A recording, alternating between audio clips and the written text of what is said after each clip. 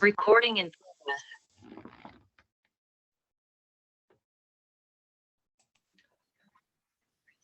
Welcome to Greta and David. Can I ask Greta to start the launch of our latest publication? Greta, the floor is yours. Thank you, Steve. Thank you. I have written a little piece to speak succinctly to you, and so I shall read it out to you. Today, we are experiencing, due to the coronavirus, a stark reminder that nature and the natural world will respond when humans exploit and damage nature excessively.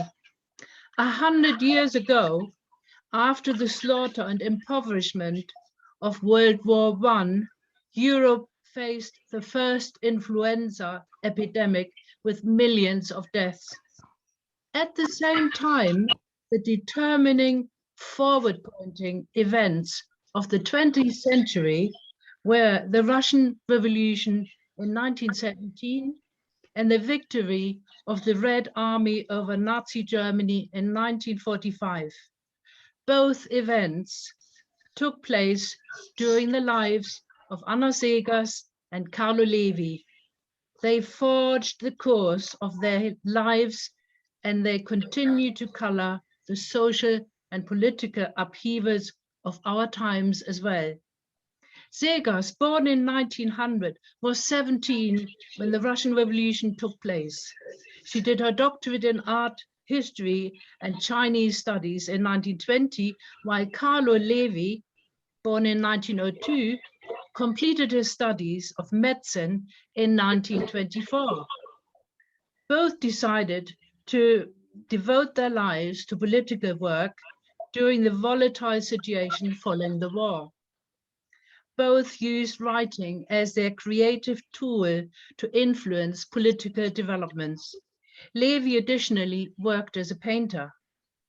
Both became exiled due to the rise of fascism, and their experience of fascism and exile and how these events affected them form powerful lessons for us today and thus are worth studying.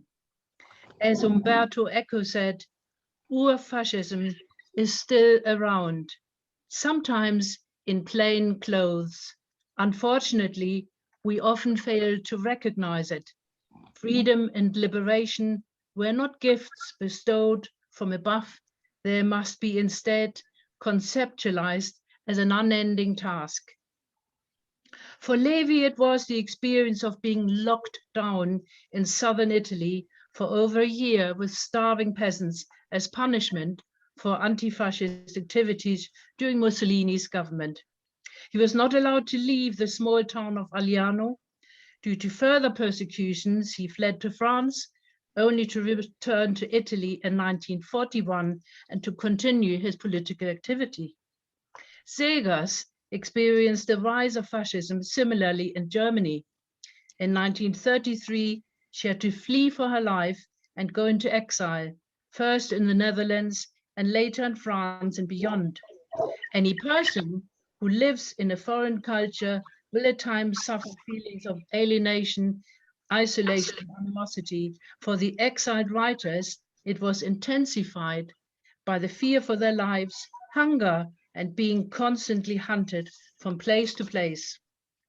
Levy's life with the peasants of Catania taught him how different their context was from northern liberal Italians who campaigned against Mussolini.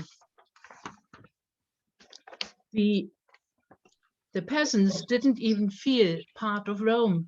His book, Christ Stopped at Eboli, was a peasant's phrase meaning, here we live, not even Christianity had reached.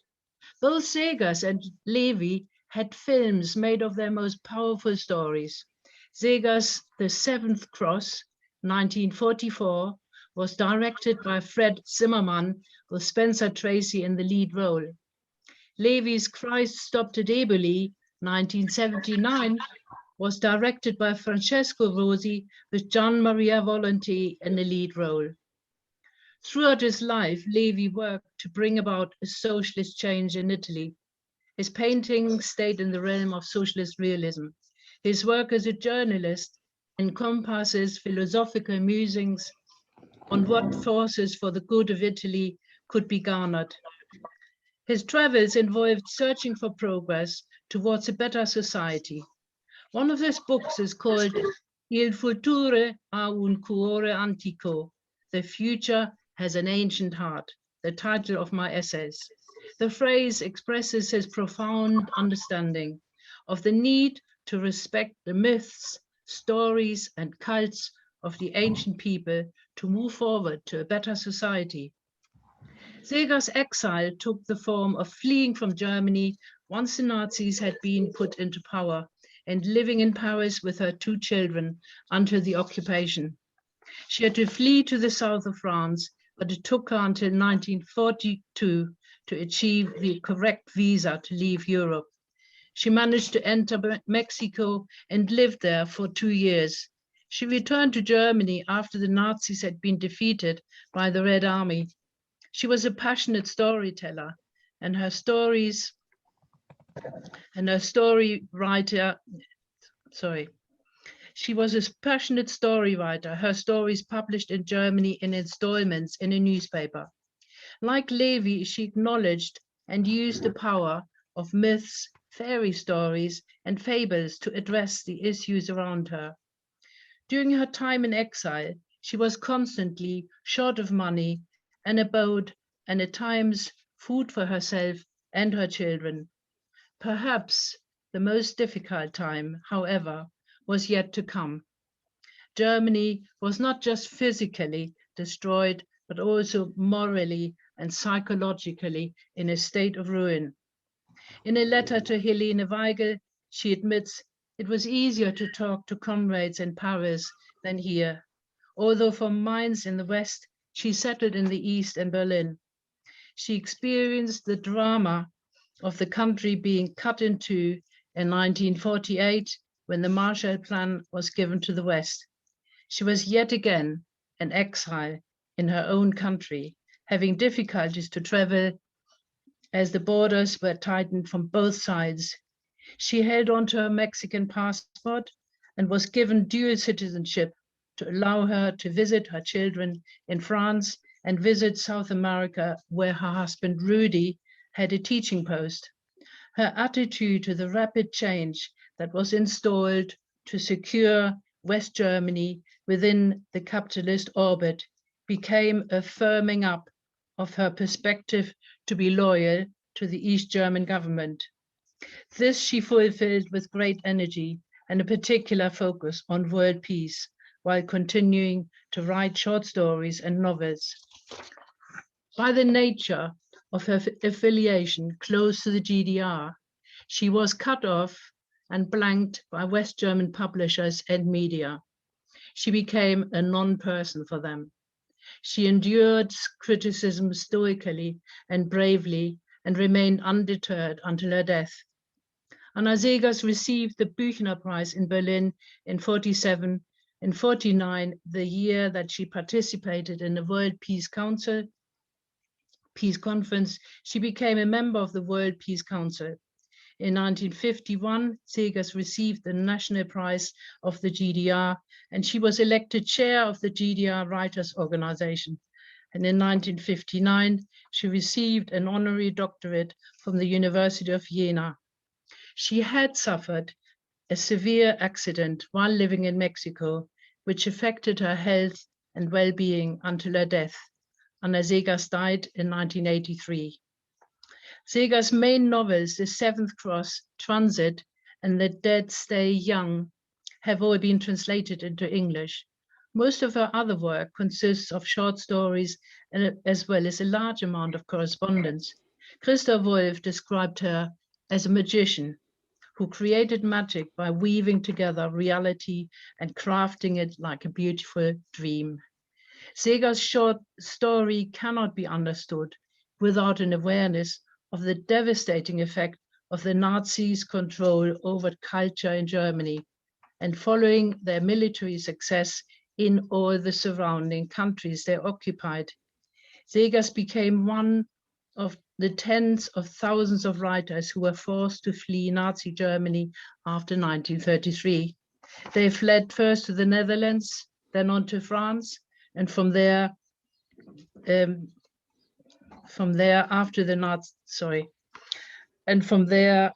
after the Nazis had occupied France, they fled to the south to escape on boats to America and elsewhere. Marseille became the center of German refugees, particularly in the years from 41 to 44. Already by 1933, 55,000 people, mainly communists, Jews, trade unionists, and social democrats, had left Germany. Jean-Michel Palmier, in his book Weimar in Exile, published in English in 2006, describes the forced exodus as the assassination of a culture. Not only is it a story of catastrophic proportions, it is also one that has consistently been denied and ignored. Palmier reminds his readers that hardly anything has been published in Germany about this topic, or indeed elsewhere. It was not just the onset of the Cold War and the defamation of communists all over Europe that began to take shape and continued in the US with the Un-American Activities Committee that prevented a resolution of the dilemma of the homecomers. Hostile feelings between those who had stayed in Germany and those who had marred their relationship and made any real comprehension and reconciliation between the two groups almost impossible. The reasons for these difficulties are discussed at length in Palmier's book. Celebrated poets and writers such as Karl Ossietzky, Erich Mühsam died in concentration camps, while others ended up committing suicide, such as Kurt Tucholsky, Walter Benjamin, Ernst Toller, and Stefan Zweig. Like Seghers, Levy was a lifelong socialist and activist, a friend of Antonio Gramsci, and a member of the Italian Senate. Both his political and his artistic life were turbulent, passionate, and full of energy. A crucial event for him was meeting the liberal journalist Piero Gobetti in 1918, who encouraged him to write for radical publications. In 1923, Levy exhibited a portrait of his father at the Quadriennale of Turin. From 26 onwards, his work was often featured at the Venice Biennale. In 1929, he founded an anti-fascist movement called Justice and Liberty, together with his friends Carlo and Nello Roselli. Levy engaged practically with the work of progress in Italy, such as writing speeches, attending conferences, and serving the Senate as part of the Communist Party team for 8 years. Throughout his life, he continued to paint and to write in spite of becoming semi-blind in the late 60s. He died in 1973. Levy wrote his first book called Fear of Freedom and was writing Christ Stopped Eboli. He participated in exhibitions and wrote for the Turin daily La Stampa. In 1950, he was working as an editor of a progressive paper in Rome and witnessed the failure of the resistance to overturn the old power structure. His book, L'Orologio, The Watch, is based in Rome. The fictional character of the novel suffers an inability to escape from tradition, perhaps an alter ego of Levy. He wrote several travel books, such as about Sicily, Sardinia, both German republics, and the Soviet Union.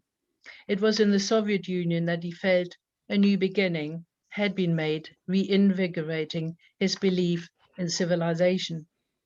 Levy worked as a physician, a writer, a painter, and politically active activist for peace and freedom.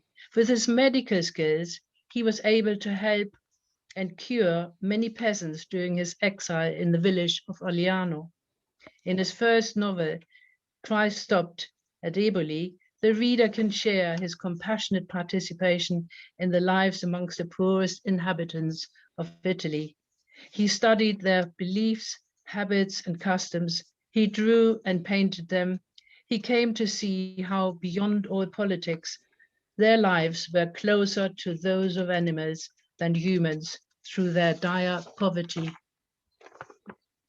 Like many intellectuals at the time of the collapse of civilization in Europe due to fascism, Levy was imbued with a deep sense of responsibility to find out and comprehend what forces were at work that had marred the lives of so many people.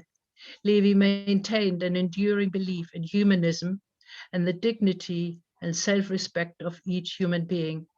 His writing suggests that he saw himself first and foremost as an artist and a writer, an only politically active person under the compulsion of the experience of fascism.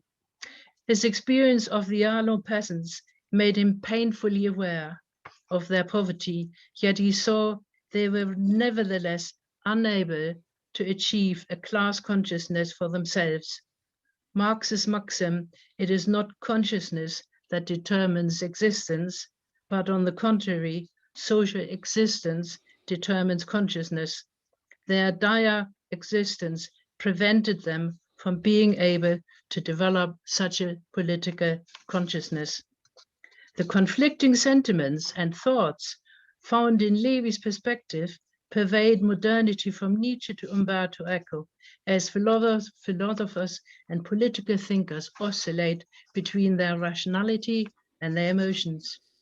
In Fear of Freedom, Levy writes, "Beyond metaphors, we cannot grasp anything human unless we start to feel the feel of the sacred, the most ambiguous, deep-seated, and double-edged of all feelings and senses, worm and eagle-like, a continuous dark denial of freedom and art, and conversely, a continuous creation of art and freedom."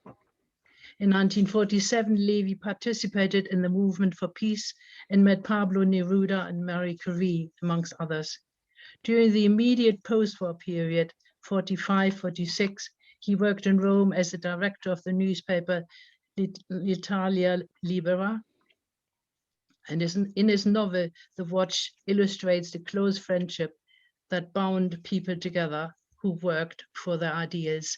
The book contains a celebrated dialogue between two of the storytellers, Matteo and Carmine, who deliberate on progress and the future while they are walking through a tunnel. The conversation touches on America, and a poignant comment is made by Matteo. You find yourself in the country of walking around the cities, and you don't know their names. Also along the countryside, you don't know their names. There aren't any. Here in Italy, every tree, every stone in the street has a history. Something has happened, perhaps 1,000 years ago, but there's always someone who remembers it or has heard about it and can tell you about it. Over there, a tree is a tree, and a stone is a stone, and a man is nothing but a man. Levy participated in the political struggles to build socialism in Italy consistently over the years, although the hegemonic power of the US, with its desire to stop progressive developments in many European countries, including Italy, proved overwhelming. In 1962, he signed the Appel of the 12, a document that demands that Italy had nothing to do with atomic war. The CPI, founded in 1921 by Palmiro Togliatti, having at its peak a membership of 2.3 million in 1947, was the largest communist party in the West. In 1963, Levy was elected as senator in the ward of Civitavecchia on the list of the CPI as an independent. In the 60s, while a member of the Senate, Levy delivered numerous speeches to the Senate, such as on matters as the flood in Venice, the speculation in housing in Agrigento, and the police law. He participated in a number of exhibitions.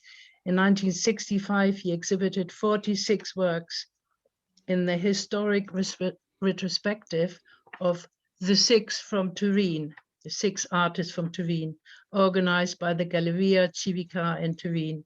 In 1968, he had a solo exhibition in Rome at the Nuova Poesa Gallery. The sacred remained for Levi a source of inspiration and fear. He saw it as the opposite of the sacrificial with its link to religion. In Fear of Freedom, which is considered to be Levi's philosophical treatise, written in France in 1939, but only published in 1964, he refers to the sacred as an ancient form of belief pertaining to the peasants in making sense of their lives. It was meant to be the introduction to a larger piece of work, which, though, was never written. His foreword spells out the kind of thoughts that were occupying him. The past was dead, the present uncertain and terrible, the future mysterious. There was a felt need to take stock, to stop and consider the reasons for that savage revolution that was underway. Thank you. Thank you very much, Greta. I'm Duncan Bowie. My apologies. I was a few minutes late because I was really struggling to get in. My Zoom link was appalling. So thanks very much, Greta. Over to David.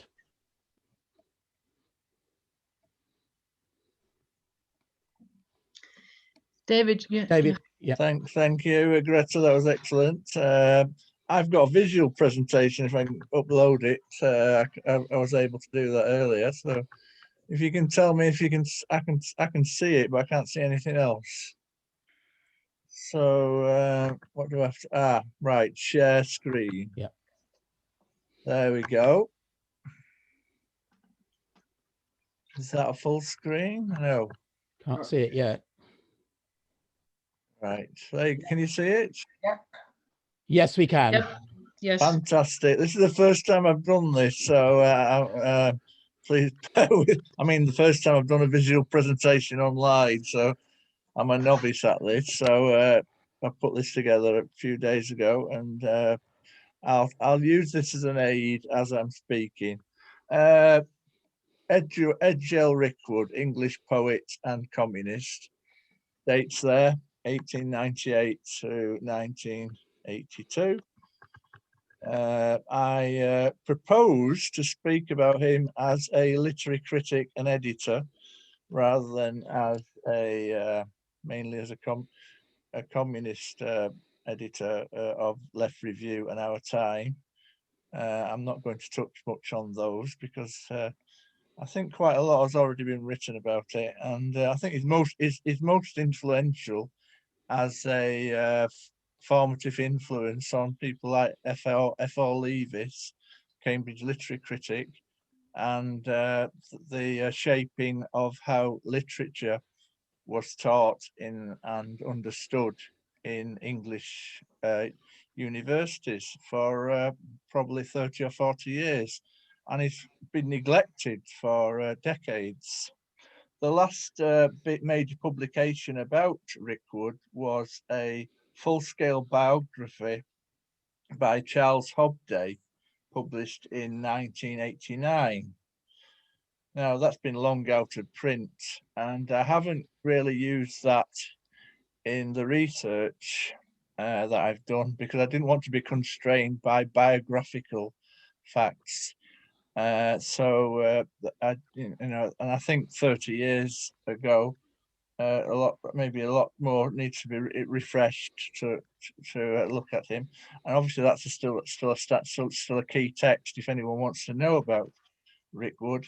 I think I'm assuming that people know who he is or have heard about him. So I'll say a few basic facts. That he was the son of a chief librarian from Colchester, quite a middle-class family, but a very literary family. Books were literature and discussions about literature were important in the household. And Rickwood claims to have become a socialist when he was about 14 and 15, reading works by Bernard Shaw and the radical socialists like Blatchford, William Morris. William Morris seems to have been a key influence early on. One of his first published essays in 1920, was an essay about William Morris as a revolutionary poet and writer.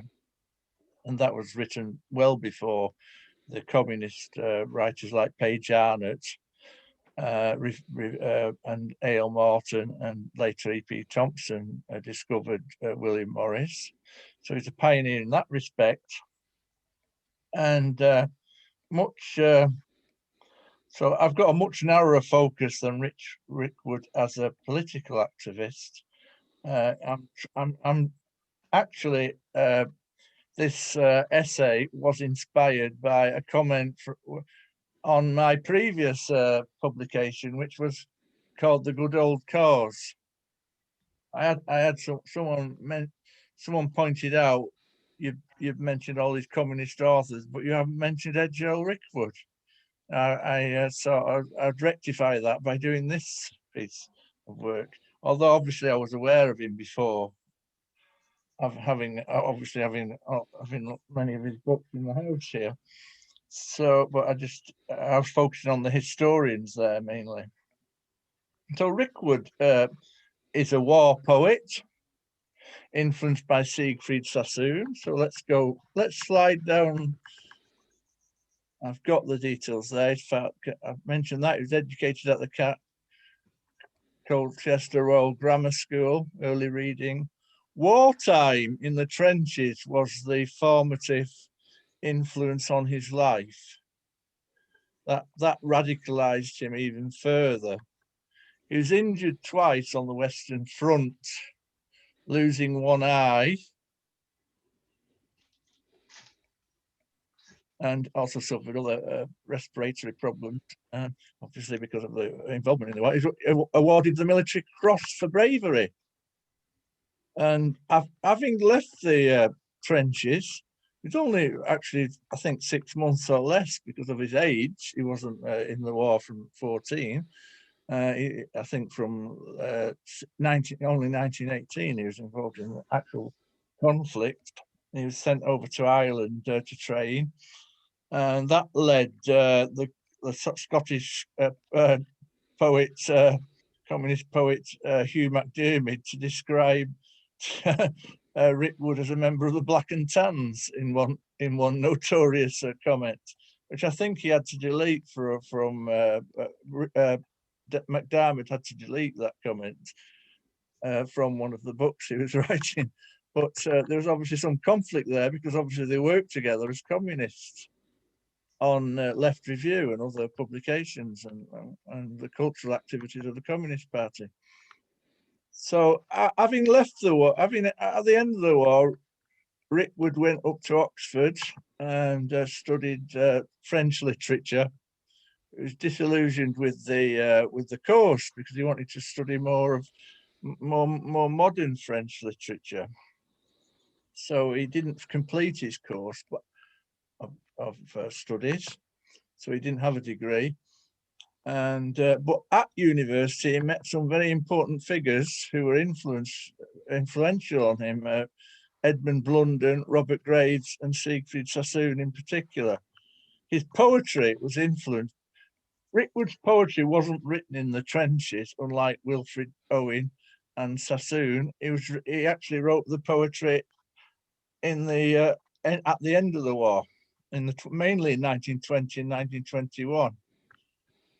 This was a period in English literature where writers were radicalized by their experiences, and it was seen as the world was collapsing, and the ruling class had let the people down by taking them into this senseless war. And there's a quote there from the literary critic John Lucas, who was one of the modern critics who've sponsored interest in Rickwood. I think there's only really 3 critics who have written much about Rickwood in recent years. One is Michael Smith, the other one is John Lucas, and obviously Levis championed, F.R. Levis championed Rickwood over many decades. I'll come to that in a moment. That's a reprint of Rickwood's first collection of poetry, which includes some of his famous poems, which I'll mention shortly. This is Rickwood in the 1920s. This decade is his most productive period as a critic, literary editor and poet. He founds the journal Calendar of Modern Letters in 1925 with his friends Douglas Garman, who is also a poet at this time, aspiring poet, and Bertram Higgins, and also the fundamentally important person is Ernest Wishart, who bankrolls the operation, or he sets up a publishing firm to publish the journal and to publish other works by his friends, and that is part of the early history of Lawrence and Wishart. Ernest Wishart remained with the publishing house till the 1950s. Quite an important figure. I don't think I couldn't find so much about him. I couldn't, a few profiles, but nothing. I couldn't even find a photo of him, which is unfortunate. Maybe there are some around, but I just couldn't find anything. Anyway, Rickwood's first book is a biography of the French poet Rimbaud, which appears in 1924. Rickwood is interested in literature, but he's also interested in French literature, particularly Baudelaire, Verlaine, and symbolist poets. And he became so proficient in French that he was able to translate French poetry and write biography, and to translate other biographies of French poets. He translated another biography of Baudelaire and another biography of Verlaine later on. So he publishes 3 collections of poetry, and the last one in 1931. Then he stops writing poetry. People wonder why.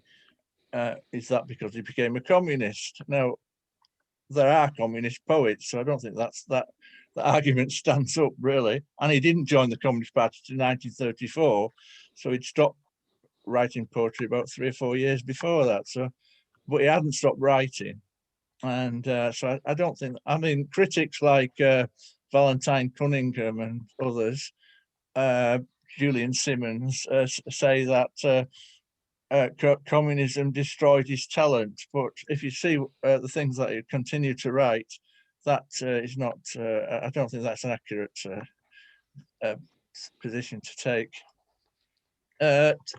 2 books that he edited were from volumes of essays in the journal Calendar of Modern Letters under the title Scrutinies. This should not be confused with F.R. Leavis's journal Scrutiny, which was the title, which was influenced by Rickwood.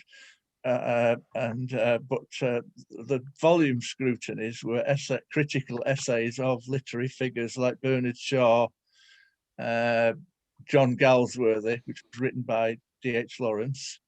Almost led to a libel action because he was very critical, and I think Lawrence was getting his own back because Galsworthy had been critical of Lawrence's work, and Lawrence was a main contributor to the Calendar of Modern Letters. There is a comment about from Rickwood about Sassoon. How Sassoon influenced him, and also Sassoon was literary editor at the Daily Herald in the 20s, and he gave Rickwood some of his first paid work as a freelance critic. These are some of poems. I don't intend to read these out because I don't have time, but I can make the presentation available.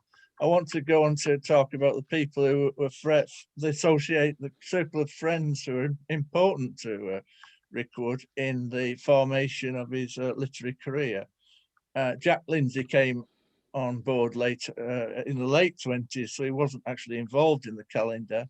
I've got a picture of Lorna Wishart, who is Douglas Garman's sister, who was the wife of Ernest Wishart, because not only because I couldn't find a photo of Ernest Wishart, but she was an important figure in that social movement of artists and socialites, basically. They're all quite aristocratic socialites, the Garmans, and there's a book by Cressida Connolly about them. Peggy Guggenheim, the art collector, was also involved in the early days, and she was a partner of Douglas Garman, and they fell out over communism. But that's in the book, but I'm not going to talk about that now. I'll talk more about the calendar of modern letters because of its influence. Now, you'll see some illustrations there. You see an illustration of the cover of the calendar. You see a cover of F.R. Levy's Scrutiny.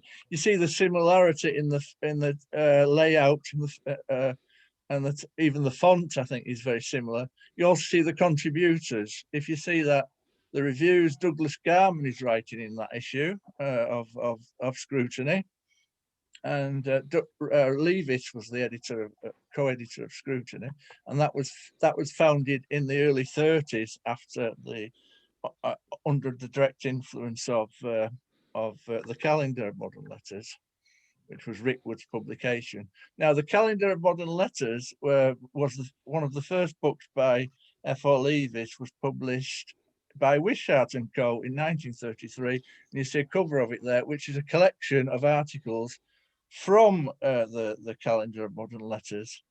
And the title is Towards Standards of Criticism. Now, that is a phrase used by Rickwood in one of his essays, one of his editorials in the calendar. So let's move on to the next page. There's some more copies of the calendar,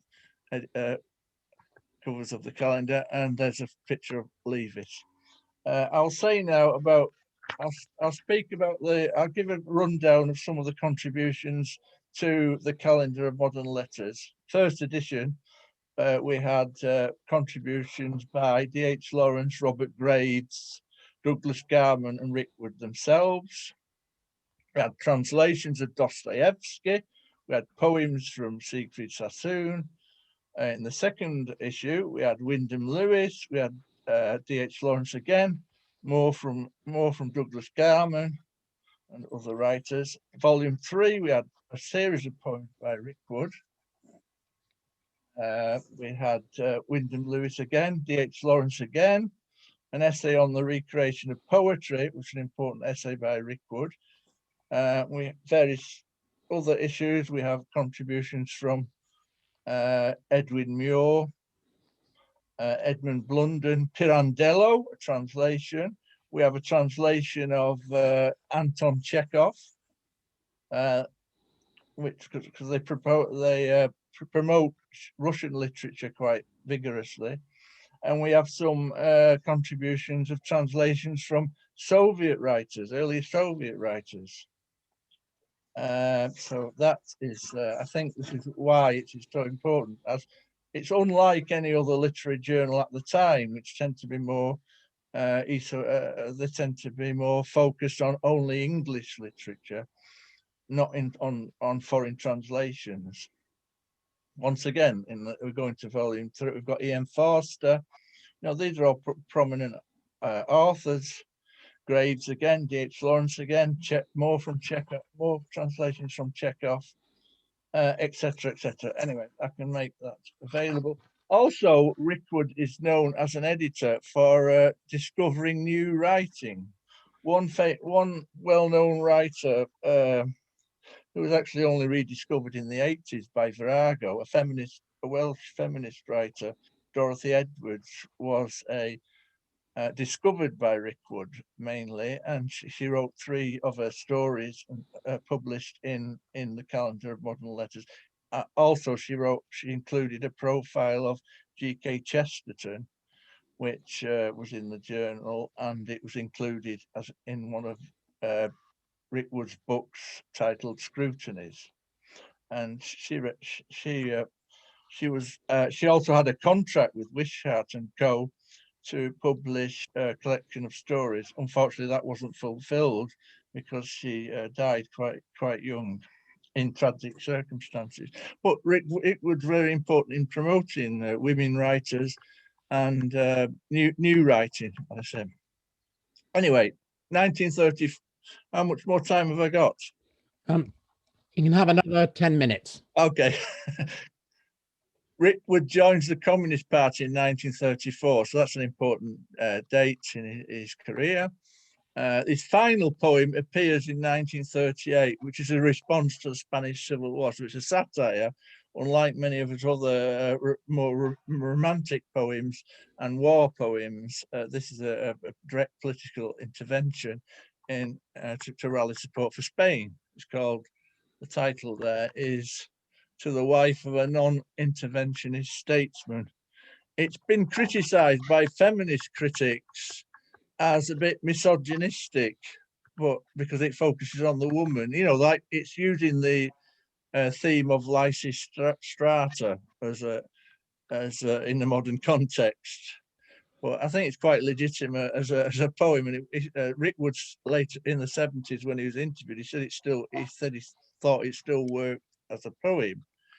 Now I've got a quote from Rickwood from the 70s, where he says that he's still a Marxist despite having left the Communist Party in 1956. He still conceived of himself as a man of the left. He still worked on the in the bookshop collects, the left-wing bookshop, and as a bookseller, second-hand bookseller, and he was still writing publications like the collection of essays in memory of A.L. Morton, which came out in the 70s. That's a quote from the poem on Spain. I mean, I've included some covers from Left Review and Our Time, which are communist publications of the 30s and 40s, which Rickwood edited. Rick was an innovative editor, very good editor. Rickwood was involved with the poet, socialite, heiress, political activist, whatever you want to call it, Nancy Cunard, in two publications. One was a book, a pioneering volume of black writing, which was published by Wishart and Co. It actually might have been Lawrence Wishart by then. And Rickwood edited that with her. It's an 800-page book of black writing from throughout the world. And what, have you got a copy? Mm-hmm. Excellent. Excellent. Excellent. Second edition, it's shorter. Excellent. It's quite hard to get. Yeah, it took me some time to get a copy. Well, it's a massive undertaking. And anyway, Rickwood was very, very much involved in that. The other volume with Cunard was called Authors Take Sides on the Spanish War, which brought together 148, it says, authors, mostly supporting the war, writers from throughout the world, mostly Europe and America, and included T.S. Eliot, Ezra Pound, W.H. Auden, Rebecca West. Communist writers, but not all communists, progressives, and even some right wing, like T.S. Eliot was obviously a right wing writer, and but he didn't want to commit himself to taking a position. But I mean, they still included his contribution. But I think it's probably 75% pro Spain and 25% either maybe pro Franco or independent or non-committal.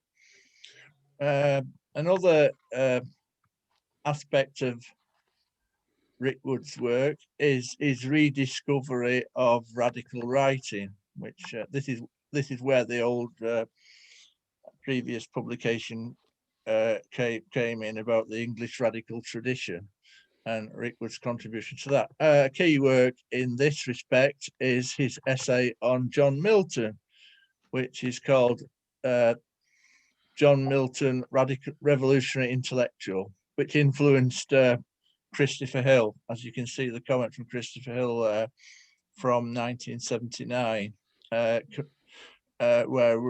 Christopher Hill says that Rickwood mainly covers all the issues that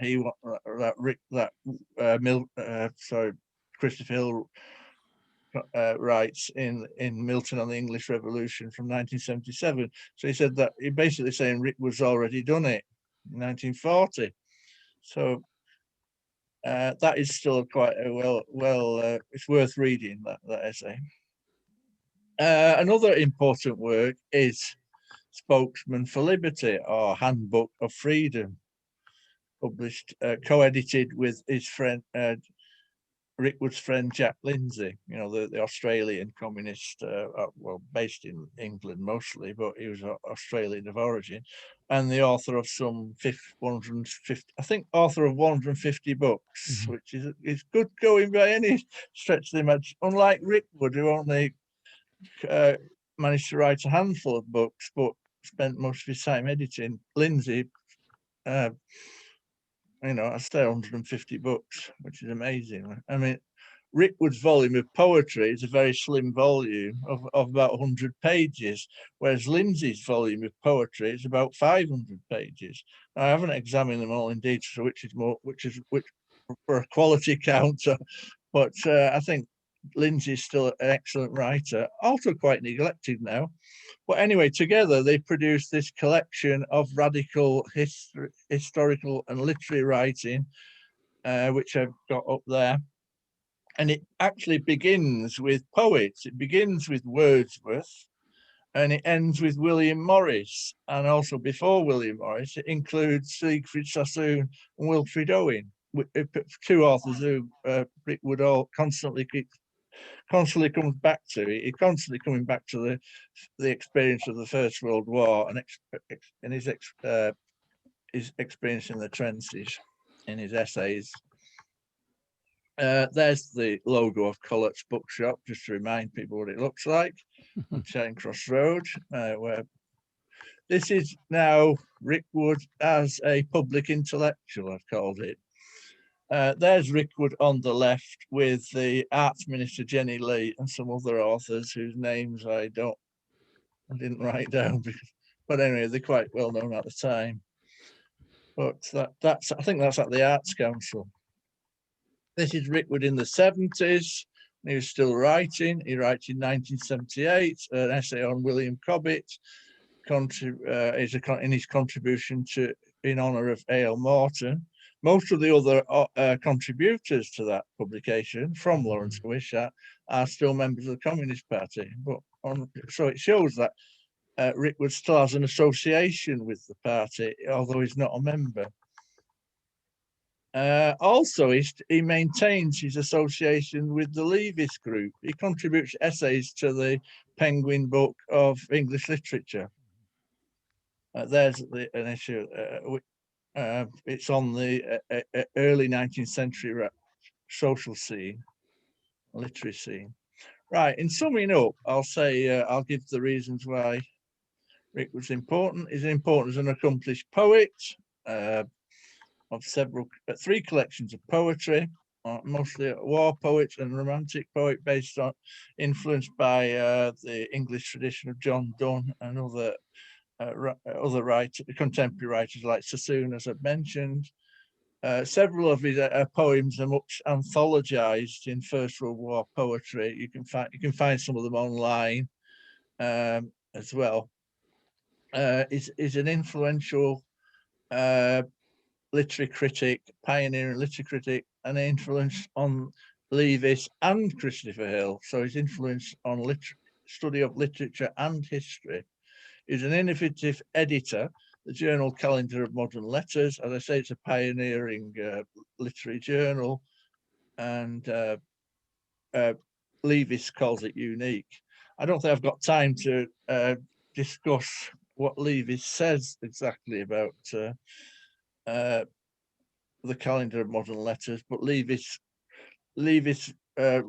throughout his career mentions Rickwood as a key influence. He republishes his introduction to the 33 volume in 1967 in a collection of essays, and he tries to get his publisher to, I think it was Chatto, main publisher. He tries to get Chatto to republish the Calendar of Modern Letters, and they refused to do it.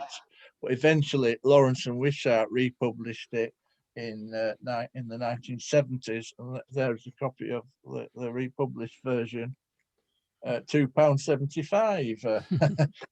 So Levy's, who's often seen as a conservative, attacked by people like Terry Eagleton quite vociferously, but he was right. He still writes for communist publisher.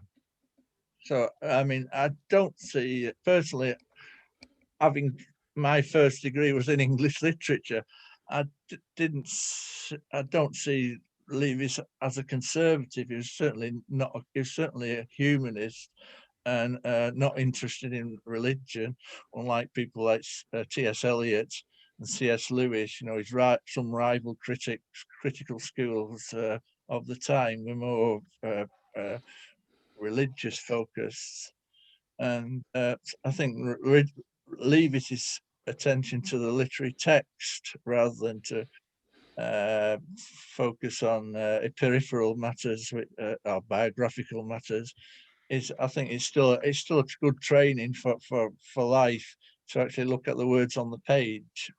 So I think Levy's has been underrated by left-wing literary critics, as has been Rickwood. I don't think Eagleton ever mentioned Rickwood anywhere. I might be wrong on that. I'd like to stand corrected if someone wants to say. Also, Rickwood contributed to the well-known collection edited by C.D. Lewis, the future poet laureate. It's called The Mind in Chains, along with Anthony Blunt, his well-known names, Alan Bush, Charles Madge, T.A. Jackson, Ashley Brown, J.D. Burnell. So basically, the main focus of Rickwood's career is that he's a passionate advocate of the value of literature and literary awareness of the importance of literature. I've mentioned Cunard, I've mentioned the publisher Lawrence and Wishart. He was also an editor of some of Christopher Cardwell's work.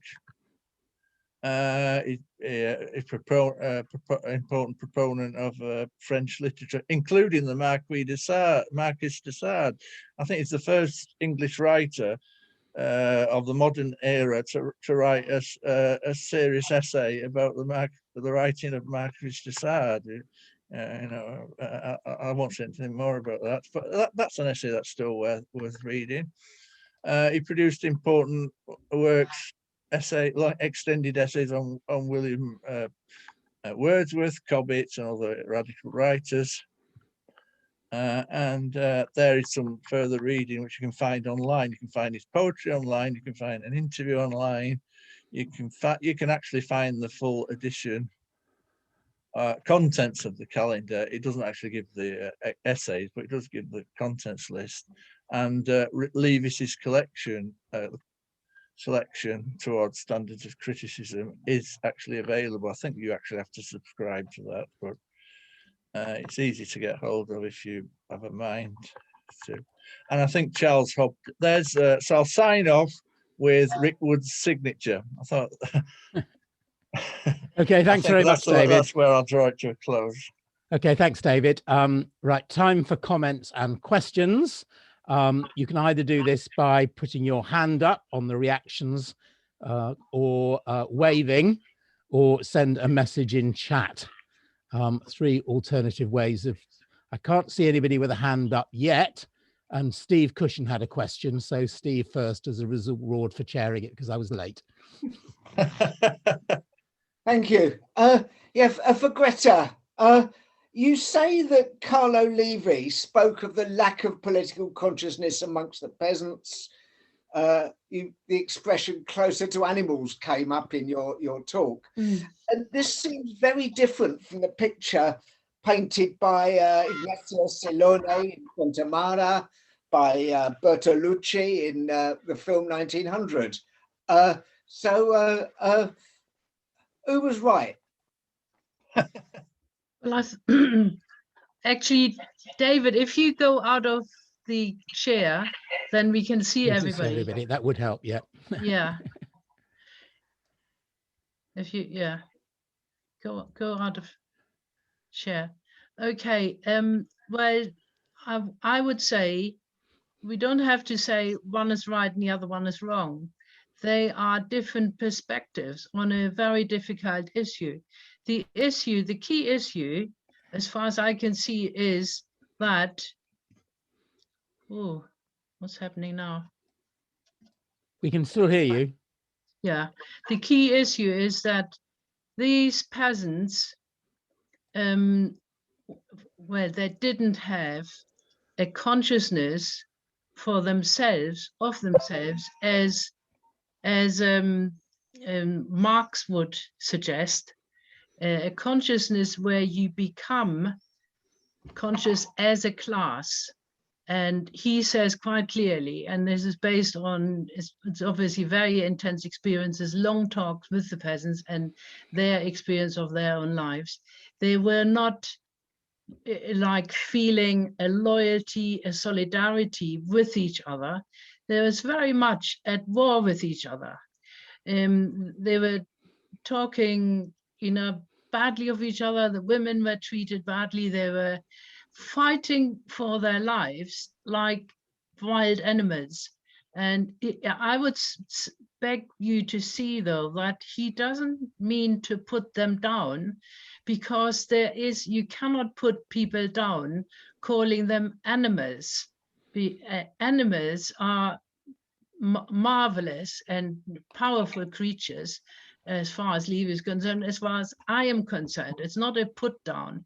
It's meant to for us to see that they had no conscious awareness of themselves as people, where they felt they were aware of themselves, that they were aware of their poverty, but they weren't aware of how, if they united and actually formed a cohesive group, which would go, for instance, from one village to another village, where they would organize themselves so that their voice could be heard. They were unable to do that. And that is what he means. It is not meant as a running them down, because he loved those peasants. In fact, he asked to be buried in Catania, so he's buried down there. And if you look at his artwork, which is extraordinary, really, really powerful, then most of his artwork is the peasants from Catania, is the women, the men, the children. He was spending their lives trying to understand them. And I think the statement, that you need to have access to the myths, the old stories. The peasants were full of old stories where they saw themselves as animals. They saw themselves as wild with the wolves and so on. And that is what he's putting across. They were closer to the animals that were roaming in the wild around in that very, very poor part of the country than to anything that was organized, ordered, civilized, like a city with committees and so on. They were a million miles away from that. So I think it's important to understand he does say that, but it is not meant as we would say, oh, these people behave like animals. We might say that these days, but it's a wrong thing to say, really, because animals do actually behave in very amazing and wonderful ways, and they're intelligent. It's just that they don't have a conscious, critical awareness of themselves in an organized way, and that is what he meant. Now, if other people don't understand how he meant it, that's one thing, but if other people look at it in a different way, that is fine. They can do that. Thanks very much, Greta. A very good, well-argued defense of other species. Right. Any other? Can't see anybody else with hands up or with questions as yet. So while you're, oh yes, Toby. Toby, I can see you. Yep. Yeah. No, it's just a brief thing about Italian peasants or peasants and agricultural labourers. That there's a difference between different regions. That the area which Bertolucci made 1900 about, Novecento, that is Emilia-Romagna, which was where there has been considerable organization by the peasants politically since the late 19th century. And that's very different from Basilicata or Lucania, whatever you want to call it, down in the south, which wasn't politicized in that way. That's all I'm trying to say. The Italian socialist movement was actually based more heavily originally on peasants and agricultural laborers than on factory workers, but we're talking about a different part of Italy. Thank you. Thanks, Toby. While I'm waiting for another question, I'll ask one. And my question is to David, which is really a question. I know it was not central to your talk, but about the political activity of Rickwood, because in sort of contrast with the other two subjects, I mean, Anna Seghers was obviously very active in the World Peace Council after the war, and obviously Carlo Levi was active in Justice and Liberty before the war, and then was in the Senate as a communist after the war. So can you say something about Rickwood's political activity and why, for example, he left the Communist Party in 56? Well, 56, there was a great exodus of, not, I wouldn't say only intellectuals, but people tend to focus on intellectuals. The third of the party. No heckling, Toby. What did Toby say? A third of the party, so it wasn't just intellectual. That exactly. So, but I mean, Rickwood was also involved in mundane activities like selling newspapers and manning stalls, and he does say that in some of the interviews that he spent a lot of time doing quite routine attending branch meetings and various throughout the 30s. Obviously, his main work was as an editor of Left Review and Our Time, which were communist related, Communist Party publications mainly.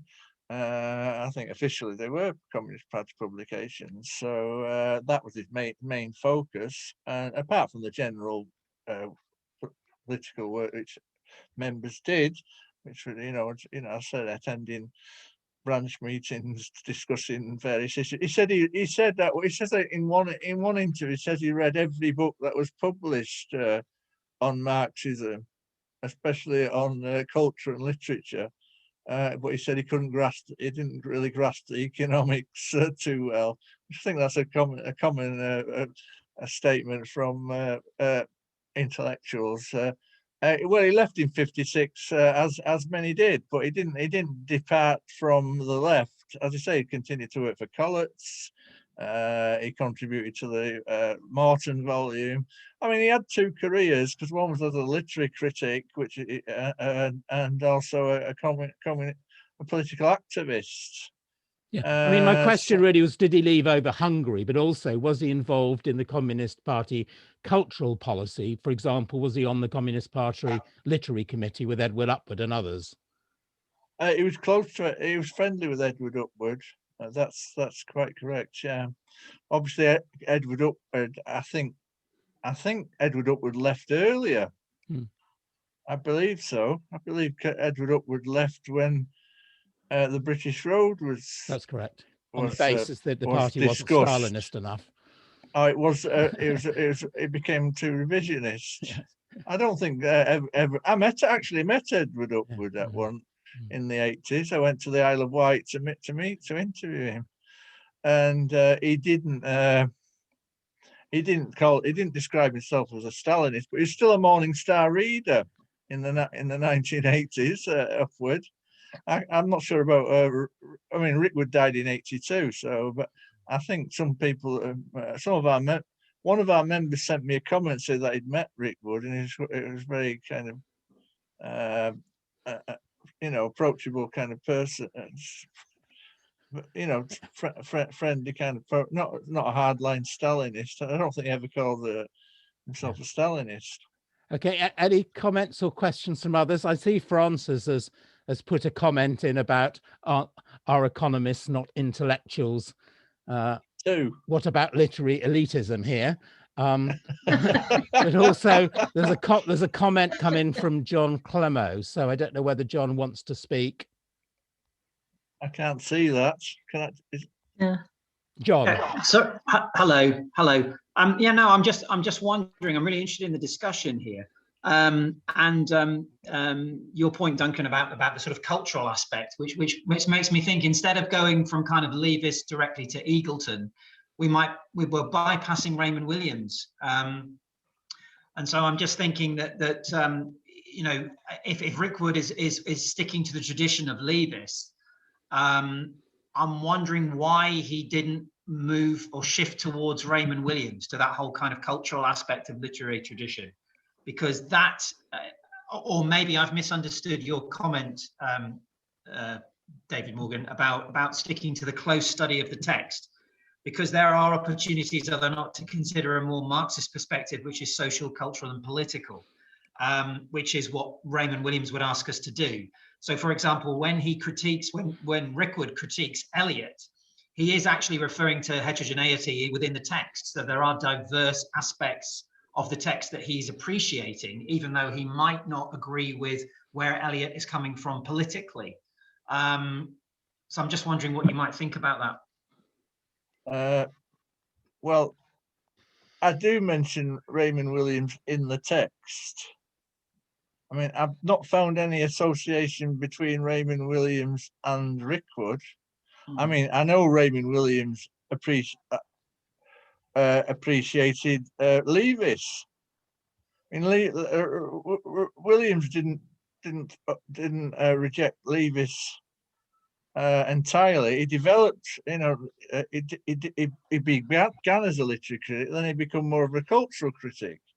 I mean, even Eagleton becomes more favourable to Levis in the interviews that he did with New Left Review. I mean, this is Eagleton. I think they published in 2000 and I can't remember now. They're not part of this text. I think 2007 or maybe 2011. He did a series of interviews with New Left Review. This is Eagleton, and he speaks very favourably of Levis. Whereas in the 70s, in his book I think it's Literature and Ideology, he's viciously attacking Levis and Raymond Williams as a humanist, anti. You know, I think at that time Eagleton is an Althusserian. I believe. I'm not. This is not part of the text, but I mean, I've studied that, and I haven't found any connection between Rickwood and Williams. I mean, but his essays are social and cultural and historical. The ones that the one on Cobbett, the one on William Wordsworth, the one on Milton, they're not just about the literary text. But Rickwood began as a literary critic. Rickwood laid the basis for scrutiny, not the other way around. That's the point. I mean, it was Levis who was influenced by Rickwood, not Rickwood influenced by Levis. And Rickwood maintained his associations with the scrutiny group. The scrutiny group weren't the establishment when they were founded; they were marginalised. I mean, Levis only became a reader after about 40 years at Cambridge. He was kept on the margins. He was a junior lecturer for like 20, 30 years. And that the scrutiny was published by free labour. They didn't get paid for what they were doing. It was only brought out because it was associated with this is the point Levis makes in the introduction and in other essays, that the calendar of modern letters couldn't survive in the marketplace. There wasn't an audience for it, for serious study of literature. I mean, the only alternative Levis had was to be associated with a university, where it would be distributed through the university. But it never made any money, and no one ever got paid.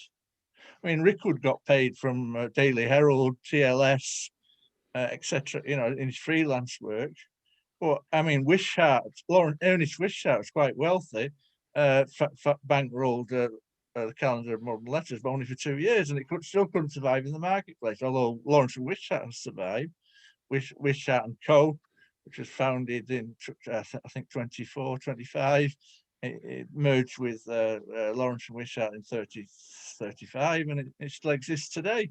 I mean, we're coming up to 100 years of Lawrence and Wishart, so maybe this early history should be someone should write about it. I don't know if you're an academic. I'm not an academic. I'm a journalist, and it's just an enthusiasm because I studied English literature.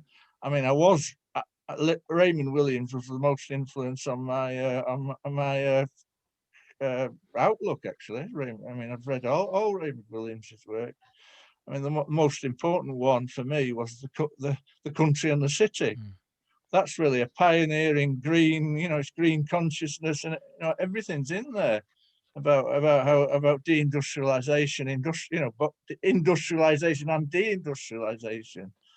And I think that's a very important work. It's neglected. Raymond Williams a lot of Raymond Williams stuff is neglected. Rickwood's neglected. Levy's is neglected now. Yeah, well, you're doing a lot to draw attention to them, I'm giving David. another lecture. Well, thank you for that comment. I appreciate it. I like to be stimulated, and I think Thank you. Thank you. Okay. Levy's again. Anybody else? I'm looking for questions or comments about Anna Seghers for Greta. Anybody else? Anybody familiar with her work? Most of it's all in German, isn't it? Has any been translated into English, Greta? Yeah, it has. Yeah. The Transit, the Seventh Cross. Okay, right. I will read them then. Thank you, because I can't read German. Can I ask a question about Seghers? Yeah, you do, David, because nobody else is. How is she conceived in modern Germany? Because obviously it's a totally different state now. It's she was the GDR par excellence, wasn't she? Is she disregarded? Is there no literary value to her work in Germany now, or is she appreciated in Germany? Do you know? Well, maybe you haven't studied that. Well, I think the current sort of 10 years, 20 to 10 past years in Germany have been, I would say, generally speaking, she is appreciated. She is one of the, next to Christa Wolf, she is the best known communist writer of the 20th century. And I mean, that's what she is. But recognition, as you can imagine, that is a completely different thing. Is she being read today in schools? I couldn't tell you. She obviously would be read in university courses in German, but the developments in German literature have been moving a long way. As you know, the whole of Germany has become sort of West Germany really dominated. The situation between East and West Germany has not been resolved culturally, emotionally, psychologically. It's an ongoing issue in the cultural life of Germany that is not going away. There's keep popping back up in television programs and question programs. Why is it different in the East? The pay is different in the East. It's still lower pay. Employment is lower in the East, and so on. There are continuing ongoing issues between the two parts of Germany, but in terms of the economic system, as you know, it's a whole West German kind of country, and that means that Anna Seghers will not get, in my opinion, she does not get the recognition she should have, really.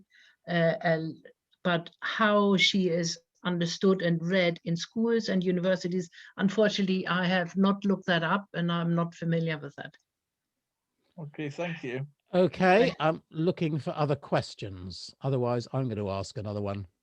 I just wondered whether it struck me quite forcibly, because I knew nothing about Anna Seghers before Jane had mentioned her name, but that's about all I knew. Just the fact that both Levy and Seghers are Jewish, you know, how relevant is that? I mean, you know, they were obviously anti-fascist or anti-Nazi anyway, but do you think that has any importance at all? The interesting thing is that neither Carlo Levi nor Anna Seghers made any issue of being Jewish. I mean, the more famous person that people always say when I say Carlo Levi, they say to me, do you mean Primo Levi? No, I don't mean Primo Levi, because Primo Levi is a very famous, I mean, I don't know, is he famous in England? Yeah. Yeah. More so. Well, he's very famous in Germany. He's very widely Yeah, read. He's very famous in Italy, obviously. Yeah, well, he's more of a writer who is looking at the issue of Jewishness and anti-Semitism and so on, whereas Carlo Levi hadn't looked at that, and neither has Anna Seghers. And they both come from Jewish families. They both come from middle-class Jewish families, and neither of them took it as something that was a huge issue in terms of their awareness, their creative work, and their culture and their writing work. So I think that's all I can say to that. I mean, all I'm aware of is with Justice and Liberty, the Rosselli brothers are Jewish. And I think it's not just Carlo Levi, but other people. And I think in the Partito d'Azione, which comes out of that, the Rosselli brothers are murdered on Mussolini's orders in 38. I mean, they're murdered by French fascists, but they're Mussolini's orders. But the Partito d'Azione, the Azionisti and the resistance had a fair proportion of Jews. So did the communist resistance, actually. But, you know, it just, there would be some personal connection with other people. That's all I'm saying. Yeah, I think Carlo Levi was very strongly linked through friendships. As you heard in the beginning, I'm saying he became friends with Gobetti, and that became a very, very important person, and led him on the way into publications and writing and so on. And then the people he started the Justitia and Freedom organization with, they were also friends of his. He was a very warm and passionate man. In the watch L'Orologio, he has these two characters, Carmini and Matteo, who are also, it's a friendship thing. And when you read about his work in Rome, it's very, very strong on friendship. And in how far there were many people of them were Jewish or not, he doesn't actually say. It doesn't come out in his work. Okay. Very powerful. I think the friendship was a huge thing for him. Friendship. Okay, I can't see anybody else. So I'm just going to go back to Edgell Rickword and a question really to David again. Okay. In the Nancy Cunard's Negro anthology, obviously Edgell Rickword is there in the credits, but to what extent did he actually get involved in the anti-racism activity other than just helping on the production of the anthology? I'm also interested in the puzzlement really as to why he was attracted to or had dealings with, I'm not going to use the word relationships, with two extremely posh women, both heiresses, both Peggy Guggenheim and Nancy Cunard. And I'm just intrigued at his attraction to those two individuals and why they worked with him and why they got involved in communism.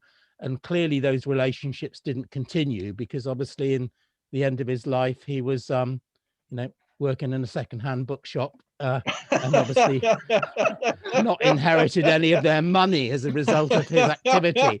So, I mean, that's partly a serious question. So, I mean, I don't know whether you can comment on that. Yeah, well, there was a circle of, I think Guggenheim was the partner of Douglas Garman, not Rickwood. Yeah. But obviously they knew each other through that. I think Garman persuaded her to join Guggenheim to join the Communist Party. But I think she only stayed for about a week, and she didn't have any interest in. She said she'd rather read Proust than Marx, and they had quite a stormy relationship. So I think there wasn't much of a connection between Rickwood and Guggenheim, but there was a lifelong friendship between Garman and Rickwood. Cunard, I think there was a relationship between Cunard and Rickwood because they lived together at one point.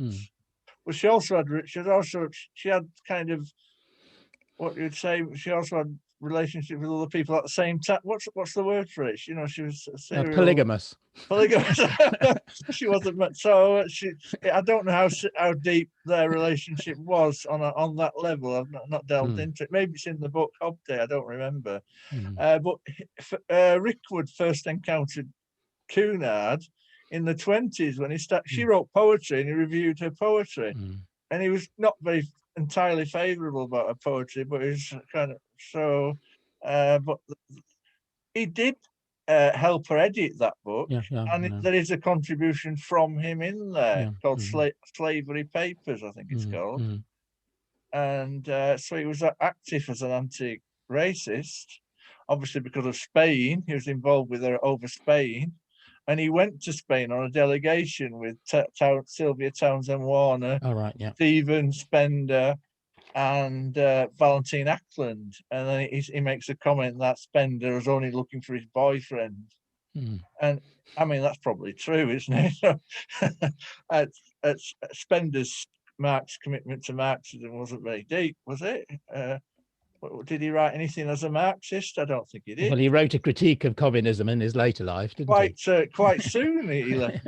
Quite soon. I mean, Rickwood was quite dismissive of the Auden Spender generation because he wasn't a 30s poet. He was late, you know, he was a 20s poet. And he agreed with Levis. Levis was dismissive of Spender. Levis has some appalling things to say about Spender, and I mean, I'm not a fan of Spender, but I mean, I've got some of the comments in the book about Levis and Spender, but obviously as a communist he's anti-racist, and I mean his interest in French literature was quite unusual at the time. People like Blunden and contemporary, he's saying that they're all the other a lot of the other ex-soldiers are virulently anti-French as much as they anti-German, but he was different. He was interested in foreign literature, and the calendar is unique in its inclusion of Italian, Russian, and French translations, which is not quite unusual at the time. You didn't find that in T.S. Eliot's Criterion, or I don't think. I'm pretty sure you didn't. You don't think? Okay, thanks, David. Any other? Sorry. There's another question there. The relationship between Cunard and A.L. Morton. Unfortunately, I don't know anything about that. Well, I wasn't aware there was one. Actually, that wasn't my question. What do you mean? What kind of relationship do you mean? Obviously, she was. No, I didn't refer to a relationship between Cunard and Morton. I'm aware of some of her other relationships. Someone's put it in the in the chat. Sorry, I missed that. Oh yeah, sorry, that's just come up from David Margolis. David, sorry. I know. Obviously, she was a political activist, so she must have encountered Morton, but I don't know what that. I mean, I've not studied anything about that. I mean, if you can enlighten us, David, please. David, do you want to say something on this? I can't say anything informative about that. I assume they would have met. Yep, David's going to say something. Bring him in. Yep, we can hear you. I just have some vague recollection of coming across this. I can't remember exactly what it was. Cunard had a suicide attempt that failed, right? She jumped off out of a window and I guess it was Fitzrovia, and hit an awning rather than. No, that was Trevor Mountain. Anyway, someone who was have a relationship with. I thought this was a part of a relationship with A.L. Morton, but my memory is not at all precise, and I'm very vague about this. Yes, A.L. Morton isn't actually in the index of the Nancy Cunard biography, so if there was a relationship, it was clearly a secret one. Robert Graves's lover was the one who jumped out of the window and hit an awning.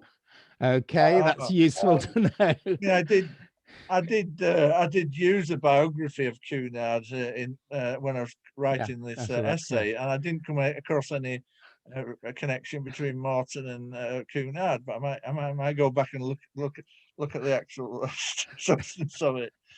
Well, as I say, he's not in the index, so I assume Unfortunately, he's, there's no biography of Martin, which is unfortunate. well, you can write one, David. That's your next topic. Yeah, I could write one. You probably could actually. Yeah, you've written something on him before. That's a good. Okay, anybody else before we draw this to a close? I don't want to stop anybody else from joining in. Okay, Greta, do you want to say any last words? David's, I think, said his, so Greta. No, I want to say a few last words. Well, I think, as I said at the Sentence. beginning, I think obviously most of us are in Britain, and the British story is a lot more well known. But I think it's worth it also for people from Britain to read the stories of Anna Seghers and von Carlo Levy in order to get into a deeper understanding of the troubles that were taking place on the continent, a lot more than in England, in terms of the rise of fascism, the defeat of fascism, and the enormous effects the fascism and war had within Europe, more so than in Britain, and how people were affected and in which way these two writers give the details of these experiences. I can only highly recommend, for instance, Transit. It's an amazing story of how incredibly difficult it was for people to get a visa to get out of the country. You can't imagine. People were ending up literally like in a cage in Marseille. They were caged in. They were living in holes and houses in, totally overcrowded places, trying every day, going to a place to get a visa, this embassy, that embassy, that embassy, and so on, and desperately trying to get out because the Nazis were homing in on these people. And in part, some of the French, as we know, there are different leanings in the French government, some of them were handing people right back to the Nazis. They had fled all the way through France and they were handed back to the Nazis. All these experiences, very, very described in Transit. I can only highly recommend it. Both writers are extraordinarily poetic. The language is beautiful. Carlo Levy's book, Christ Operated Evilly, or L'Horloge of the Watch, they're beautifully written with very poetic language, and so are Anna Seghers' books. Highly to be recommended. And if you haven't read either of these authors, I suggest you do read them. Thank you, Greta. Excellent promotional work there. David, very quickly. One sentence. There's a lot of debate going on now on the left and everywhere about British identity or English identity, Scottish identity, identity politics, English identity. Okay, English identity. I think we need to recover the radical tradition of the diggers, the levelers, etc., the chartists, and also the radical poets and writers. I mean, people like Rickwood does assist us in that, because he does. That is one of his missions, is to inform people about the English radical. And it's got. I don't think it's just connected to the Popular Front, because he's continuing to do the same in the 60s, 70s. Till the end of his career. There's no Popular Front in 1970, is there? So, I mean, it can't be just about the Popular Front. No. I mean, it's about informing people about their own history in its rich diversity. And I think that's been neglected. We tend to focus on maybe solidarity, international solidarity with Palestine or whatever. And we're not actually looking at the communities. The making of the English working class needs to be looked at again. What does that mean today? Does it mean anything? I mean, Labour seems to have lost its way. Anyway, but I think Rickwood and people like that, we should be reading them. And it's sad that they're not in. It's not even in print. There's nothing in print. You have to go online to get a few interviews and one or two poems. And the last things in print were from the 70s. Anyway, okay. Well, thanks, David. And clearly you're doing some promotional work. And I mean, one of the roles of the Socialist History Society is clearly to revive our, shall we say, indigenous tradition of socialism, as well as deal with international aspects. Okay. Thanks, everybody. Before we finish, just for those of you that aren't members of the Socialist History Society, I don't think all of you necessarily are, most of you probably are, but if you aren't, do join us. And for joining the Socialist History Society, not only do you get our newsletter, you get 2 occasional publications a year, including the one we're launching today, and you also get the Socialist History, our academic journal, which is we issue twice a year, of which Francis King, who's with us and waving the current issue, is the editor. In terms of our next meeting, we have David Mogelis, who is actually with us. And that's how to join the Socialist History Society. And then we're going to put on, that's the membership arrangements. And then this is the meeting on the 12th of June on Red Letters, Life and Death of a Small Radical Project, the Red Letters Journal, published 1976 to 1991. David, since you're with us, do you want to say a couple of things about your talk so you can promote it and encourage everybody to come?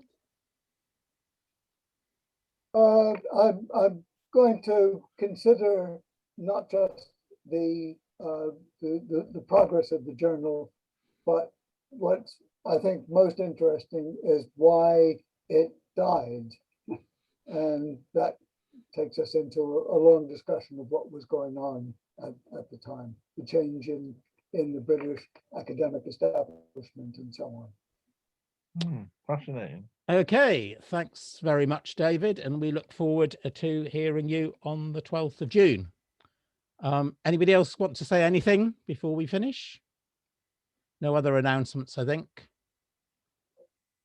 Okay, thanks very much, everybody, and see you all on the 12th of June, those I won't see before then. And I'll try and make sure my Zoom is working because it took me 15 minutes to get in this time. Thank you. Thanks, everyone. Okay, bye, everybody.